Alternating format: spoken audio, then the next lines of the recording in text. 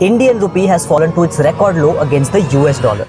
As of December 5, 2025, $1 is equal to 90 Indian rupees. This is the worst depreciation of Indian rupee ever. So let's break it down in a simple way what it means for you and me.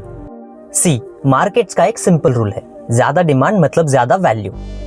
This applies for currencies as well.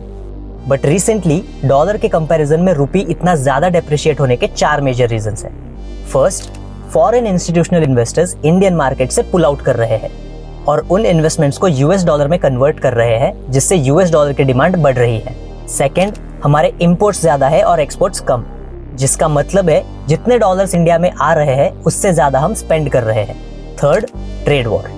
Recently USA और European union ने India पे sanctions लगाए हैं, जिसकी वजह से हमारे exports और कम हो गए हैं.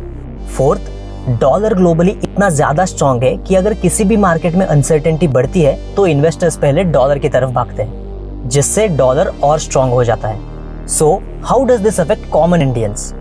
फर्स्ट, हम क्रूड ऑयल इंपोर्ट करने के लिए डॉलर में पे करते हैं, सो नेचुरली क्रूड ऑयल हमारे लिए महंगा हो जाएगा, जिससे फ्यूल प्राइस और बढ़ सकते हैं. सेकेंडली, ऐसे सेक्टर्स जो फॉरेन इंपोर्ट्स पे ज़्यादा डिपेंडेंट है, जैसे ईवीज या इलेक्ट्रॉनिक डिवाइसेस, उनके लिए कंपोनेंट्स इंपोर्ट करना और ज़्यादा महंगा हो जाएगा, जिसकी वजह से ये प्रोडक्ट्स इंडिया में और महंगे हो जाएंगे.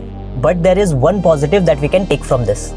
रुपी वीक होने की वजह से फॉरेन कंज्यूमर्स के लिए इंडियन गुड्स चीप हो जाएंगे and this can boost Indian exports. So yes, Indian rupee is hitting record low, but इसका ये मतलब नहीं है कि Indian economy is completely collapsing. It simply means कि करंट ग्लोबल ट्रेंड्स इंडिया के फेवर में नहीं है. So what are your thoughts on this? Let us know in the comments. And for more such content, stay tuned on the Insight matrix.